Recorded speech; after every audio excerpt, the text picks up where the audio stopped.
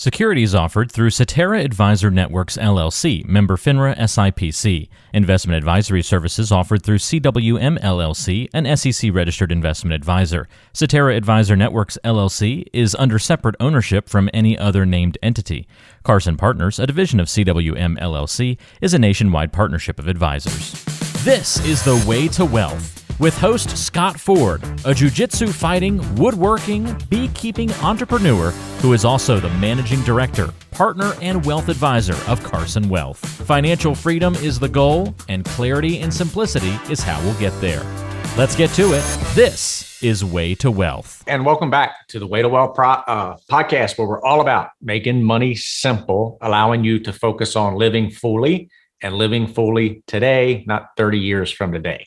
Very excited this week to share my friend, John Anderson, with you on the podcast. And welcome, first of all, John, to the Way to Wealth podcast. Thank you, Scott. And it's been an enjoyable journey so far, and I look forward to another 40, 50 years in front of us. I know that's your game. That's exactly right. We're just getting started. Our best half's in front of us is what you believe and lives. And I totally agree and embrace that. So with the audience, I'll just share a little bit. John's an entrepreneur, author, speaker, founder of Replace Retirement, hence why he said, looking forward to the next 40, 50 years. He's not a believer in retirement, nor am I. Since 40, his purpose has been to inspire and challenge leaders to achieve their greatest personal potential. And there's tons of wisdom John can share. Some of them, he has a process that I've been through called a legacy map, which ideally we'll get into some of this. But that said, John, if you don't mind, maybe just a little bit of your backstory, because certainly we know each other. My audience likely doesn't know you, so would love to hear just a little bit about your backstory and how we got to where we are today. All right. Well, interesting enough, it all started with the Way to Wealth. And specifically in my case, as a young man, like all of us, I wanted to create financial security and create that for my children and family. And so I kind of looked around. I grew up in a upper middle class neighborhood. Yet I saw people who were much wealthier than my father, who was a successful 37 years of the same company, draftsman to CEO. So I had a nice upbringing. And I thought, well, I'll just date wealthy girls and I'll marry well. And so I did. And I married one of the wealthiest families in Southeast Michigan. And that brought me to this sort of epiphany that at age 30, that I thought ringing the bell was all about money. And what I learned is it's not all about money. That's certainly an important component. It's one of the structures, but it's not the whole structure. And so that kind of created a journey that has been ongoing ever since, in terms of what are the things that really matter beyond just financial security and freedom. Yeah. And on that journey, started IBM out of college. At the time, IBM was the most profitable company in the world, and they'd never had a layoff. So my father was very pleased I was working there. Because of marrying into this family, I decided I wanted to be an entrepreneur. My father-in-law helped me with that. At an office furniture dealership, it was a Hayworth dealer. There's Steelcase, Herman Miller, Hayworth are the big ones. Grew that from about 3 million to 15 million in sales. Still wasn't delivering, the full journey I was looking for. Sold that. And then because of Vern Harnish that we mentioned earlier, I attended a program that he facilitated called The Birthing of Giants at MIT in 1994. As a result of his influence, I came back and launched the Detroit chapter of the Entrepreneurs Organization, or at that time it was called the Young Entrepreneurs Organization. So launched the Detroit chapter in 1996, and Vern was president at that time. Continued on my entrepreneurial journey. After selling the office furniture dealership, Vern approached me and said, why don't you be my first coach? I'm going to take this stuff we're doing at MIT on the road. We're going to call it, at that time, I think it was called the Master of Business Dynamics. And you can be the first coach. And so I was his first coach, literally sitting there in a room taking notes. That was sort of my orientation. And then after like the third day on the road together, he said, okay, you're trained, go get customers. And so that's really how my business coaching started. My partner and I have had that practice for over 25 years now. And then really around 2007, 2008, I realized that once companies have all the framework for business tools from a organization like Scaling Up or another coaching model, then the leader becomes the bottleneck. So I created my legacy map and tools subsequently to help the leader grow through, as well as myself. I mean, I use everything, it's not something I'm not practicing myself, to help them continue to have growth and myself to have growth. And so today in Replace Retirement, it's really taking that legacy map tool beyond just the CEO to leaders and those who are not ready to retire yet. You mentioned the legacy map, which I've been through and love, John. Would you share a little bit about the legacy map, and then your idea of living daily by design using the legacy map? Would love to share with the audience a little bit more about the map. Well, the map is not that unique. I mean, there's lots of great tools out there. You have similar tools. So, and the principles are quite sound in the sense that you have a lifetime plan. You have a 1-year plan that builds off the lifetime. You have quarterly targets, monthly focuses, down to weekly. We have a weekly triangle. It's sort of a weekly huddle almost like, and then finally daily activity. So all that is what everybody that's listening to this will be comfortable with. I would say some of the unique parts in the legacy map is that you do have to choose your lifetime age, which you and I were introduced to by Dan Sullivan when we started the Strategic Coach. And then it was sort of never discussed again. I really liked that piece. And so I've taken that and really amped it up in terms of taking people through a kind of a perspective of what it looks like late in life, and how do you design that in a sense that you get a lot of energy from it. So you're not waning in your energy, you're actually growing in your energy. So spending more time than Dan did, because he had a lot to share with us, getting that properly put in your head, setting that number, and then that number becomes the building block of everything that comes after it. So even, in my own journey, it's like, okay, I want this financial wealth and so on, because I believe that would be the number one goal in my life. By looking, and initially I said 103, as I started to put that in my subconscious and start living that every day, I'm like, well, geez, my lifestyle is not going to get me to 103. Even some of my thinking is not going to get me to 103. I'm not sure the people I hang around with are going to get me to 103. And so everything starts to roll out from that. And again, it's part of our relationship, right? We both have that like mindset. And so you want to hang around people that you want to mature like. So that was a big factor. And then again, using business coaching tools in the sense that let's meet every week and make sure we're being consistent on this. One of the unique things there is I realized through experimentation, accountability works better when it's a triangle rather than just one-on-one. So if you and I set up a meeting and then, you can't make it, and hey, I got to miss this week, then it goes out the window. With 3 people, it's more likely to stick. And I've got a triangle tomorrow morning at 8:30. Sure enough, one of the guys is missing, but the other one will be there. So you have this stickiness where it keeps, we keep that consistency that we want. And then the way this 30-minute meeting is scheduled, part of it is sort of focused on what do we want to accomplish in the next 30 days. Again, classic business tools. If you want to get stuff done, you got to get on your calendar and prioritize it. That part is what we're all familiar with. The part we're not familiar with that I include also is what's your purpose? So you got to say it out loud. I help people come up with their purpose. So you mentioned mine's to inspire and challenge leaders to achieve their greatest personal potential. So it's not just something that's on a piece of paper. It's something I'm embodying. I'm saying it every week over and over, really owning it. And then how are you going to live that in the next 7 days? That's one of the questions. So very forward focused. And then the same thing with reading. Scott, what are you reading? You share that. How are we going to use that in the next 7 days? So we know leaders are readers.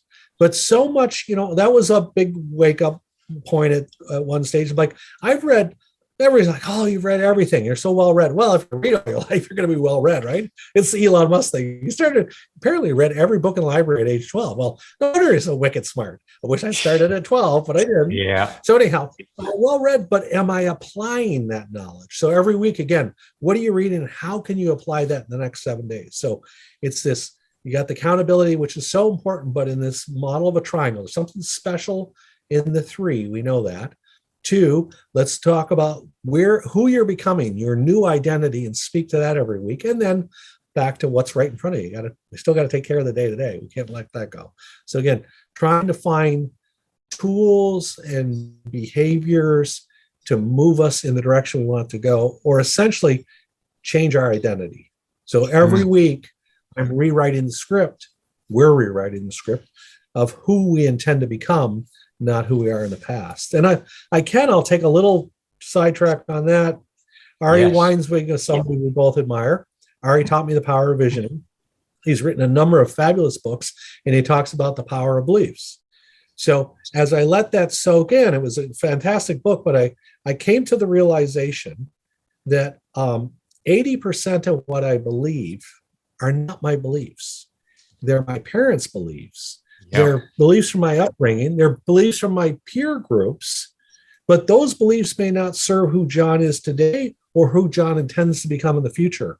So now I have to be using tools, techniques, and so on to start rechanging these beliefs. So I'm becoming the person I wrote about at 103, not the one in my past. And that's another, so legacy map is quite rich in terms of what's happening, but on the surface, it's another sort of life planning tool, if you will. More the way you ask. That's great. So that triangle idea, that's actually the first time I either heard that from you or that I remember. Let's put it that way. So I made note of that. That's a great takeaway for anyone listening, just in meetings. The power of the triangle, the power of the number 3 and why is a great takeaway. The other thing that I was going to ask you, and I learned this is one of the cool things about having a podcast, is you get to really meet and interview some interesting people. And I talked to a guy, Jay Hughes, who's really a retired estate planning attorney. I don't know Jay's age, but he would consider himself an elder in age, but he's clearly an elder, and I would call him a sage. This guy's just full of wisdom. And he said, Scott, one question that I like to ask, because I don't ask about the weather. I don't ask about, small talk anymore. He said, because I don't know how much time I have left. So I really want things to be meaningful. He said, so the question I like to ask, but I said, no, but I'm all ears. He said, I like to ask, and I'll ask this to you, John. What has become clear, or what have you gotten clear on since the last time we both spoke? Well, there's all kinds of things, but I've got the first answer that comes to my mind. This dynamic of having a compelling future, right? So you and I have always operated that way. Again, give Dan some credit and others in terms of Vern's the same thing. So whether you call it a BHAG or the lifetime, whatever. So I want to wake up every morning inspired and have that compelling future. So we're wired that way. The second one, this is the big sort of changes so that gives me energy, correct? And helps me grow. But if I don't get energy from our conversation today, if this is equally inspiring, then I've wasted the day. So this dichotomy of both sort of present and having, focus in the future, and then both have to deliver. So as I'm maturing, there are things. I had a great meeting with a group of guys last night. We're creating the Exponential Investment Fund. So we're talking about how to design it and the core values and all the things you do when you get together. But my premise in that with these guys, I'm like, every meeting has to be like this. Like, we've got to enjoy our time together. Otherwise, we're putting the wrong priority up front. The fund is just a vehicle. It should be financially lucrative and everything else, but it's a vehicle for us to spend time together, share ideas, challenge one another's beliefs, and grow. And so everything's back in that context. So that's it's both. Right now, this better be a good use of my time, because it may be the last day I get. And at the same time, I need to be excited about tomorrow. Otherwise, I could start that slippery slope down. Yeah, I love that. That's so well said, John. Thanks for sharing. Then look, the way to wealth is broken down. The way is the Taoist philosophy of being in harmony with all things and living in the present moment, because that's all we got. And that's, you mentioned your purpose. Mine is real simple: to serve. And the point behind that is every moment presents itself for you to serve it. So being able to come from a place of being whole and complete within yourself, where you don't need anything from the situation, then you can show up in service to see, how can I make this moment better and have this meeting and this person be glad that they spent this time because it made their day and that moment better. So that's my purpose, to serve. So I love all of that. Another thing I wanted to talk to you about is, and this piece is new to me, so I'm curious to hear more about it, but the collision of the digital age, which we've spoken about before, and the human body sine wave dynamics. That's new to me. So I would love to hear the connection in your dialogue about that. Well, you segued beautifully, and we didn't plan it this way, but when you used harmony, that's sort of what we're going for here. So if I'll kind of play it out this way. And again, this is a thought that's still developing. And part of the reason why I'm scheduling time with Ari and the meeting with Mark Devine and others is and Stephen Kotler's on my list. I want to discuss this with them also, other people who I admire and are thought leaders and so on. Okay. So it comes down to this, is that I realize that everything in nature operates on a sine wave. It's analog. So the rhythms of the season, our sleep cycles, a woman's menstrual cycle, everything is in nature has that. And I even did some Googling on it, and that's the universe is that. So it's all that. And then along comes this device, which is digital. It's ones and zeros. It's on or it's off. There is no wave. So to use your word harmony, if you have a wave that's going like this, and sometimes it's erratic, fair enough, because our lives are like that way, and it hits 1 or 0, how does it possibly get in harmony? Now, I don't think it can. And I think that's part of the reason people struggle so much today is if this is starting your day and ending your day, how would you ever get in harmony? So practices that you utilize and I do, so I wake up in the morning, I look at the phone simply to see if anything's been canceled, not to read emails and else. And again, 1 in 30 times that's going to happen, but just to make sure nothing, okay. Then it's put away for the next 2 hours. It's out of sight, and then it's meditating and praying and exercising and reading and journaling, all intended to get me into harmony, gratitude, personal notes of appreciation, all these devices to get harmony again, so that when I launch into the day, into things that I don't have control over, right? Because I have control over that time, I'm more likely to stay in harmony. And then again, to Dan's credit, he taught us so much. If it's a quote focus day, when I'm supposed to be client facing, then that technology needs to stay away until later in the day.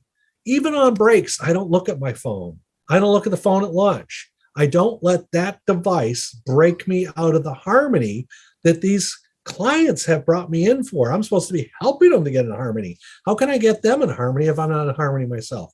So that's this digital analog thing. And again, I'm speaking to others to kind of vet out their sort of reaction to that. It makes a lot of sense. And, Ari writes so much about nature. And it's the same thing. I don't know if we were at that same conference down at the Fortune Summit when we used to meet down there, when Jay Harmon, who wrote The Shark's Paintbrush, talked about biomimicry, that everything in nature that man solved is by duplicating nature. So the Wright brothers were able to get a plane to fly by watching what birds did. So again, back to, nature has this harmony. Well, then there obviously there's something to that. And so I'm leaning back into trying to understand how does John get in harmony? And then in that harmony, how do I get into harmony and relationships and everything else? I'll take that piece one step further, kind of a fun one. So everybody do a date night, right? Date night. Everybody, yeah, you got to do a date night. Okay. And why do you want to do date night? Because your wife, in our case, a wife, whoever the significant other is, says, honey, I love when we were dating. I felt so special. I was the center of your world and everything. I'd like to get that back again. Okay. So here's how we started. We decided that date night is not going to be a night. It's going to be breakfast on Sunday morning. That seemed to be the right time, the right container for us, right? And to create the container. So, and I'm going to say it in 3 years, so it makes the story more interesting. I'm not saying it's exactly 3 years. The first 12 months was it's date it's breakfast with Molly on Sunday, and I gotta show up. It's what I should do. It's what a good husband does. It's more like duty than it was like this amazing thing, right? That's kind of year one. Year two, it's now become kind of a ritual. I'm actually looking forward to it. It's very natural to tell people, oh no, I'm sorry, I can't do that on Sunday because Sunday is breakfast with Molly. So now it's transitioning to something I'm enjoying. She's enjoying. Sometimes there's other couples there. You don't do it every week, but it's consistency. Like, I don't want to miss it because I'm starting to enjoy it. I'm not even sure why. Year three, the breakthrough happens. We're at breakfast one morning and Molly says, I just want to thank you for this. I've never felt more loved, more valued. I feel just like we're dating again. You pulled it off, kind of thing. And I start crying. I didn't do anything. I don't know how we got here, but I sure appreciate it. And so I'm in this exact same place, tears running in a restaurant. Why? Because we found this way to get our relationship in the harmony. How do we do that? Not with technology. We had to go break bread. We had to create that safe container. And part of that container is we know we're going to have more intimate conversations in that space than we would when we come in at the end of the day or something, a impromptu dinner or whatever. And so it's back to trying to start to look at everything through that lens. All part of stuff we learn, right? There's a rhythm, right? Vern taught us rhythm. Okay, how do I get in rhythm in everything? You talk harmony for sure. And I mentioned it earlier. And another word for that I've been talking about a lot recently, the last year and a half, has been flow. No force, just flow, like getting in the flow of things. And that's what nature does, harmony and flow. And how to do that? Well, morning routine, right? Without technology, so that you have the time and space to get in that natural flow and natural rhythm so that you can show up and be present and you can lift the moment in front of you. And when you think about, this is the Way2Wealth podcast. So everyone's, all right, how are we going to make money? Well, yeah, it's peace. And clearly it's what we talk about. And what do people really want? So it's interesting because I learned this from Michael Singer. And that was actually, I think Vern might introduce the book, The Surrender Experiment, years ago. Gosh, I went down the deep dive with this. I love this guy's stuff. I've read everything that he's put out, all the way back to his books he wrote in the 70s, his first books, the Seeking for Truth or something like that. And there's 2 of them. And all of his stuff I read or listened to at least twice. Just absolutely love it. And the point of it is, his main premise is, what do we all really want? You think you want a trip to Hawaii, or you think you want $1 billion, or you think you want a plane, or you think you want a new relationship, or you think you want to get married, or you think you want a kid. You just want what you think that's going to make you feel. What we want to feel is happy, joyful, whole, and complete, and good. And so what was so interesting, Jay Hughes taught me this as well. As an attorney, very astute and in depth with language and the English language. And the definition, original word wealth, is we all, W-E-O-L. And Anglo-Saxon definition, or the definition of that Anglo-Saxon we all word, which is wealth, equals well-being.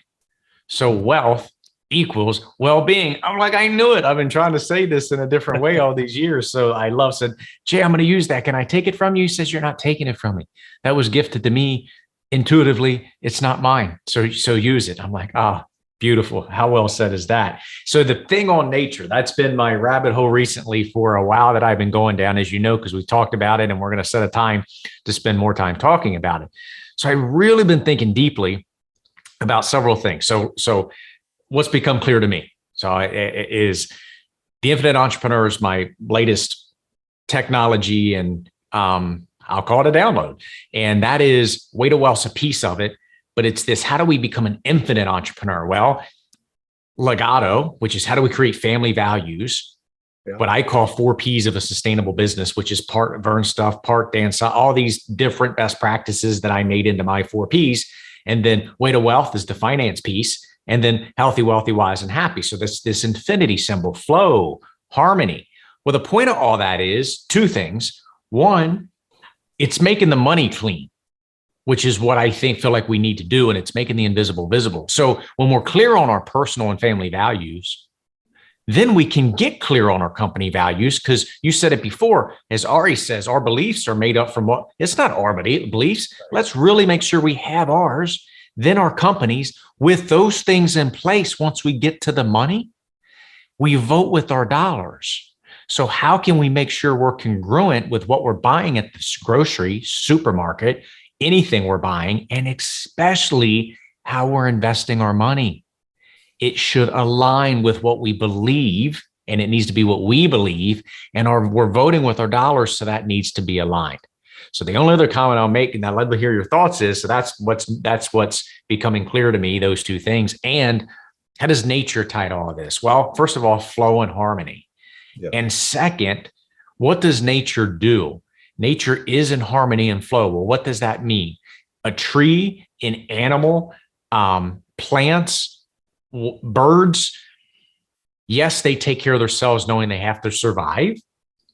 And it's always about the good of the whole, because without the whole, they can't survive. So it's reciprocal. So when I'm thinking about money or business, it's now always like nature, reciprocal. How does this benefit the greater whole? And with that, and now it's back to my purpose, my personal purpose, to show up to serve, period. With that, you actually do better, because that's what nature does. It's reciprocal, like oxygen. We breathe in oxygen, make carbon dioxide, and breathe out. The plants take that carbon dioxide, turn it back into oxygen that we can then breathe in. I'll pause there, and that's what's become clear to me in the last 6 months. It's fantastic. And, there's so many things that are kind of bouncing through my mind as you're sharing that. One, I think of kind of the Maslow hierarchy, right? So that you have to go from sort of safety and security to self-esteem to self-actualization. And so maybe part of the maturity journey and kind of rising up that thing is that by design is that we do need to slow down or will be slowed down, so that we simply, we sort of take it all in, right? We smell the roses, if you will, that you have this realization. Or as Stephen Covey eloquently did, right? He talked about dependent, independent, interdependent. So what you were suggesting in your sharing was, okay, so animals have independent existence that are interdependent by design. So they don't even know that, they're just simply being independent, but there is this interdependence. And again, because they're not making judgments and so on, there isn't all the fear and various things that are driving our thinking. And so to your point, either slow down or you're going to likely be slowed down. And I really think there's something to that, to have time, space, and margin in your life, to be intentional, to be in harmony, and to be like nature, which is to be present and in the moment and taking it all in. So again, you can be clear to show up and interact with the flow of things as they are, versus you needing to take something and extract from it, which is not what nature does. It's always showing up to be interrelated and the symbiotic relationship. Well, then that's you. So you triggered the sort of third thought that I was struggling with there a minute ago. The other piece that I've been, again, you and I think very parallel, is that I wanted congruency between my head and my heart. I think you used a term like that. So when I create the quiet time, when I have that morning reflection or taking a walk in the woods, anything, right? Again, nature can really be kind of a door opener to this. And then I tend to think more from my heart. When you're on a mountain, right? And this is beautiful. That's not your head so much speaking. It's your heart saying, this is beautiful. And I'm so grateful to be here in the Colorado Rockies, right? On this beautiful day. Okay. So the heart speaking. But a lot of our business and, much of this, again, as a young man and taking care of the financial thing, that was my head speaking, not my heart. I didn't know how to even listen. I didn't know how to have a conversation with my heart. And maybe back to Maslow's thing, because I still was dependent on my family and so on. And I can't think about interdependent. So then we go on a journey of maturity and business and careers. And so now we're independent. We can take care of ourselves. Well, I got that bar on my sleeve kind of thing. And so the natural order would then say, don't stall there, right? It would be interdependent, because that's kind of, I think, the final resting piece is, and you talked about this earlier also on relationships. This was another kind of aha that's obvious when I say it, but this idea that, okay, so the first thing that happens when we're born is we're in relationship with our mother, right? There's that love, and it's all kind of circling around that. So that's the most important thing in your life is your mother. Nothing matters more, fair enough. And the mother, in contrast, treats the baby the same way, right? So this beautiful union, if you will. Okay. Then you go through life and you're on your deathbed. And all you want are a few close relationships around you. That's it. Money doesn't matter. Health doesn't matter. Nothing matters. Just those relationships. So if we start in a relationship, we finish in a relationship, perhaps this relationship thing along the journey is also incredibly important. And so back to sort of this long relationship we've had that's matured and cultivated and evolved and so on, came back from that sort of instinctual need as, hey, I want to be in a relationship with this person. I'm willing to invest time in order to do that. And I don't want to lose that. And I think, again, it wasn't an intentional part of a plan that I put together, but it's clearly raised. Matter of fact, even in the legacy map, I have people prioritize. So what's number one? What's number two? What's number three? And I give them kind of categories. And so the top three are always spiritual, health, or relationships in some order. Fair enough. Yep. And if you're not spiritual, then health and relationships. So this always happens. But then I started to think about, in spiritual, number one for me, and I know it's important for you. So then it's like, well, so isn't that just a relationship with God? So maybe relationships really are number one, and then there's specific relationships underneath that. So maybe spirituality isn't sort of an entity in its own anymore.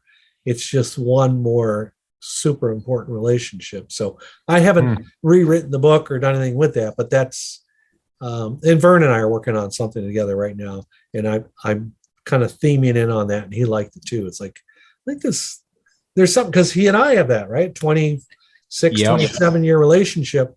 And that was a piece, and you know that in my background is part of the reason I'm so close with my ex-wife and this family that has money and all that, is because I put the relationship before I put money.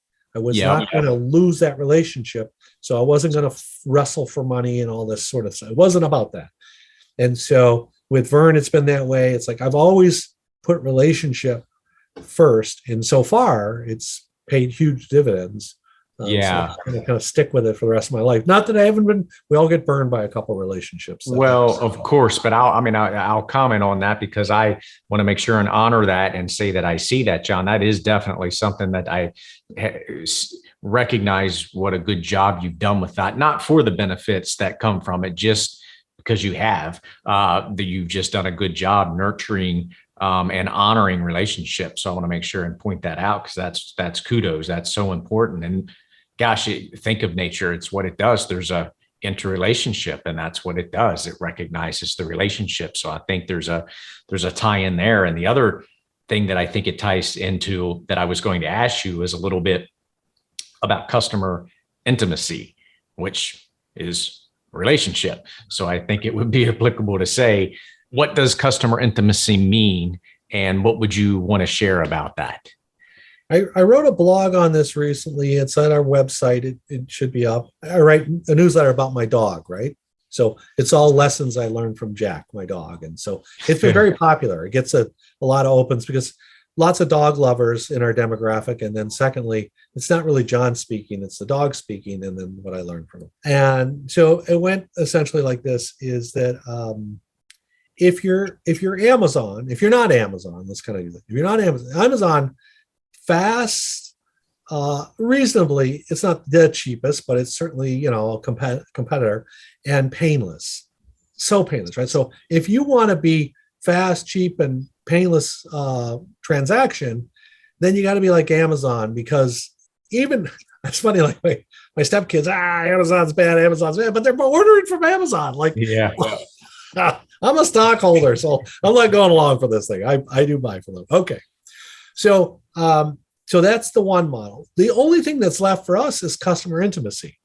So it's this whole idea of, how do I create more and more intimacy with my clients? And specifically, I'm looking for clients who value customer intimacy. So it's certainly a relationship we have. And I just did my review with Scott Toms, and, kind of evolving into that is that I like the team, I like the people, I trust them, and so on. And so I'm putting high value on that.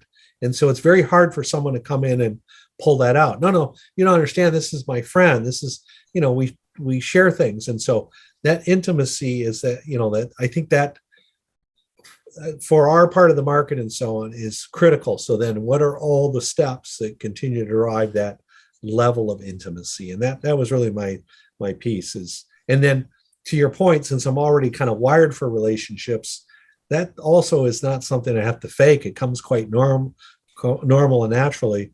And so that's essentially that is I don't know. And we know even like, the most profitable car company in the world is Porsche. Well, what does Porsche have? They have customer intimacy.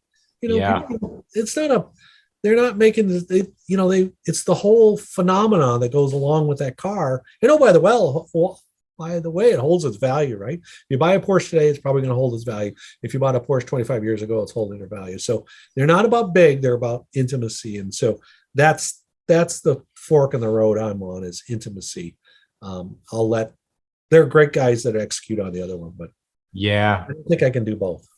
I agree. It reminds me of an article I read the whole way back, I think in the 90s, John, called the 3 value drivers or 3 value disciplines. And it was operational excellence, product leadership, and customer intimacy. So you can think through those. Clearly Amazon's operational excellence, Apple likely would have been product leadership, and then Nordstrom, customer intimacy as an example. And the point of the article is exactly what you're saying. You can't do all 3. You got to master one. Now, maybe the best of the best of the best master one, then they start working to master 2, but that's like a super rarity. Focus in on one. And I think you made a great point.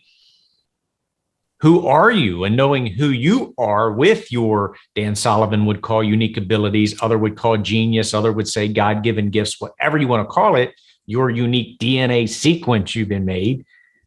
What is it that you bring that's unique, and where does that fit in those? So that's really good info. So if someone wanted to read more about your blog, or let's just even say specifically this customer intimacy, where this is on, how would they get that? So www.replaceretirement.com. And then, there's pics there and you can see blogs. And then we also have info@replaceretirement.com. And if you send something there, I'll sign you up for the newsletter. And again, it's only bi-monthly because I know there's lots of stuff out there to read, but it's been consistent on this theme with Jack and lessons from Jack. One of them kind of on this intimacy. The reason why I weave the two together is I state something to the fact that, when Jack gets up in the morning, he doesn't check his phone. He's all excited, right, to see us. And when you're talking to him, he's like, oh, wait a minute, I got to take this call, right? Because you're the most important thing, that relationship. And so my dogs figured this out, that the worst thing you can do is to ignore it. It's like, oh, sorry, Sky, I got to take this. You would never do that. And of course, you love them. And again, so animals understand this. By the way, this is kind of another rabbit hole, but I told Peter Diamandis after one of our conferences, what we need to do with AI? We need to have golden retrievers train AI. That's where they get their modeling from. If they do it with humans, it'll be the Terminator. But if you did it with a golden retriever, it's like, how can I serve you today? You're looking great. And it would just be this I've been waiting all day for you to come home. Let's get dinner going. And So anyway. Yeah, you walk out the front door and back in, and oh my gosh, I can't believe you're back. Yes, animals have plenty to teach. Yes. Beautiful. Well, John, 2 questions I always like to ask. One is transitioning to money as we work towards wrap it up, is what would be your earliest childhood memory growing up of money? And you planted this question, and this was the first thought. Obviously, there's lots of relationships with money, and I had mentioned, growing up, being in a wealthy neighborhood, and how do I live on that side of the street, kind of thing. But this one's a little. This really hit me. My father served in World War II. GI generation. My mother's family, they were in Saskatchewan, Canada, so a small town, and they owned the general store. And apparently, I don't know all the specifics and details, but when the Depression came, they lost the store. So she probably went from living quite comfortably and maybe a wealthier person in this very small town to then being in trouble. So that fear of money and that what would have been a traumatic event as a young girl, right? She carried her whole life and then passed on to her children. So I'm the youngest of three. With my oldest sister, she's been extremely frugal with her money. She's, good saver, a lot like my dad, just never extravagant, modest home. They're still living in the same house they raised their kids in. I think they bought it for $70,000. It's in Montreal. And they're still in that little house, which obviously is paid off years and years ago and so on. Okay. So she's very conservative. My middle sister's the middle sister. So, her own relationship and so on. But for me, that was passed on, that kind of fear or anxiety or whatever it was, that I'm like, I'm going to be rich. Like, I've got to have this security. I realized later in maturity is that was her fear. It wasn't my fear. What I've experienced, and you alluded to, I've always lived in abundance. Money has always flowed to me. I got to work and produce and create value and so on, but I certainly don't lose sleep about it. And that was one of the, in divorcing Cindy and walking away from a billionaire and having to sort of start on my own, there was a lot of that kind of one voice saying, "Are you a freaking idiot?" And the other, some of my friends too, like, "What are you doing?" Even she was like, I don't understand this. And the other one saying, "No, I got to take the road less traveled." And so in order to do that, I had to say, I'm not going to be fearful of money. I'm going to assume that it continues to flow to me, and it has. So that was the thing, is that I really, back to that beliefs. It was my mother's belief that you needed all this financial security in order to have life security, to be full whole, and I was able to sort of leave that behind. So that's interesting. It even could potentially have been, you mentioned marrying into a wealthy family, and that you thought about that. And it could have been the whole way back from that being a part of it that you got from your mom, of why, hey, we need to take care of this.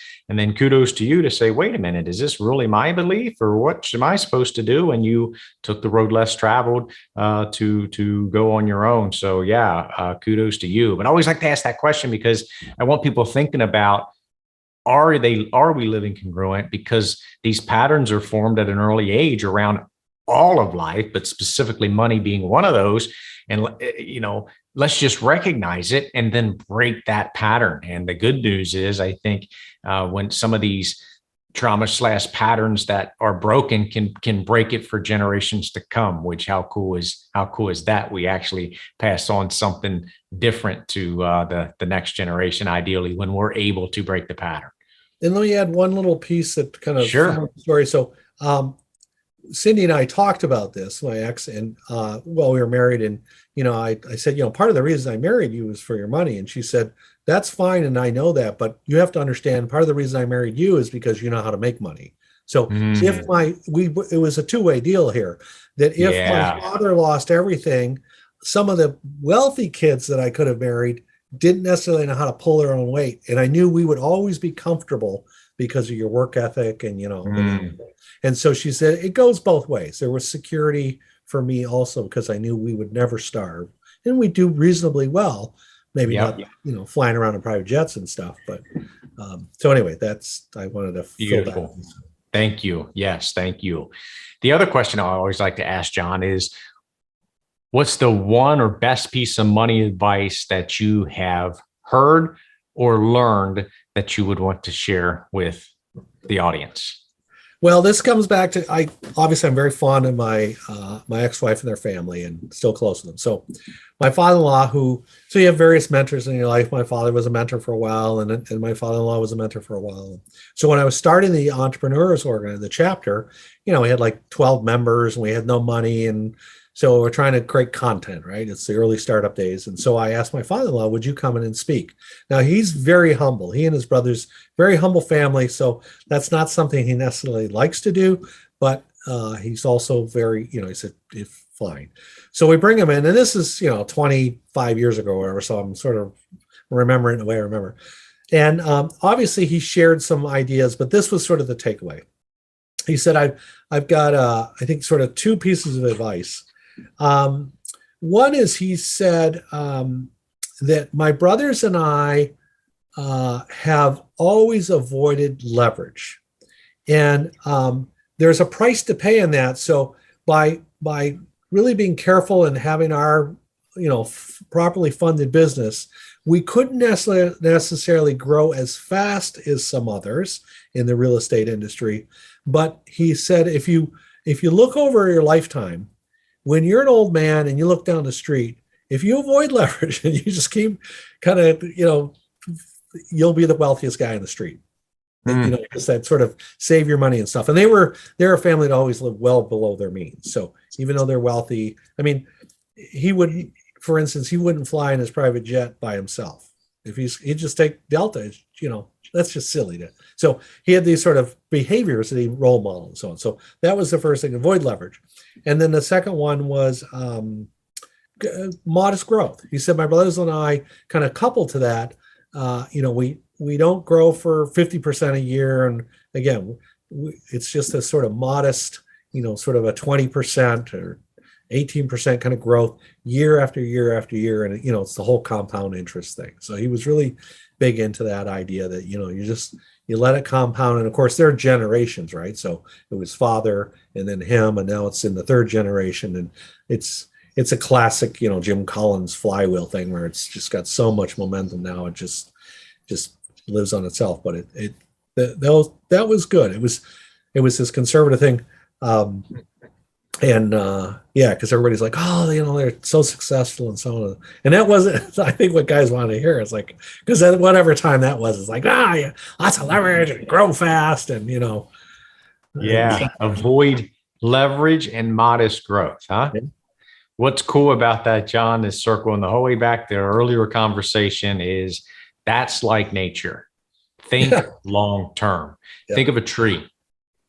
And if you look at the rings of a tree, like that growth, they're so slow. And then it gets to a certain age and it's exponential.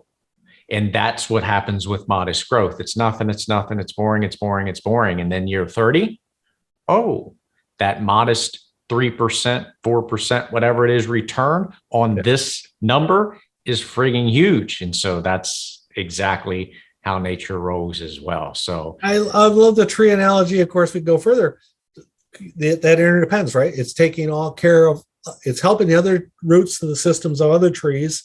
It's, nurturing the ground. It's a place for animals. It ties back to everything. First, it's independent, just trying to not fall down. And then to your point, then it becomes this powerhouse, an elegant, humble powerhouse, by the way. And it really is a great metaphor. So that's and it's impressive like that he's remained humble to be able to do that. So beautiful, man. Thank you for being on, John. Great catching up. This was just like one of our normal conversations, by the way, as you well know. So just fun to share and learn and share. And people looking to find more information is at replaceretirement.com. Is that the best place for people to find out more about you, John? Yeah, you can either go to info@replaceretirement.com. And obviously the website is replaceretirement.com. And of course, you can email me at john@replaceretirement.com. So any one of those vehicles, I read the info. Obviously, I read my own mail, and then the website has downloads and tools, and the book is available from us, or there's an Audible. So I was going to recommend that if you didn't say it. Great book. I've read it, obviously, but couldn't recommend it more. So definitely pick up a copy of the book, gang. And thanks again for joining. I know we'll talk soon and hopefully do a run back here at some point and have you back on to talk even more about nature and the economy is what I'm up to. So maybe we can talk more about that. But thanks for joining, John. And audience, catch you next week for another rundown of the Way2Wealth podcast, where we're all about making money simple, allowing you to focus on living fully and doing it now. Catch you all next week. The opinions voiced in Way2Wealth with Scott Ford, Managing Director, Partner, and Wealth Advisor of Carson Wealth, are for general information only and are not intended to provide specific advice or recommendations for any individual. Past performance is no guarantee of future results. All indices are unmanaged and may not be invested into directly. Investing involves risk, including possible loss of principal. No strategy assures success or protects against loss. To determine what may be appropriate for you, consult with your attorney, accountant, financial, or tax advisor prior to investing. Guests on Way2Wealth are not affiliated with CWM LLC or Cetera Advisor Networks LLC. Legato Family is not affiliated with Cetera Advisor Networks LLC or CWM LLC. Carson Wealth, 19833 Leitersburg Pike, Suite 1, Hagerstown, Maryland, 21742.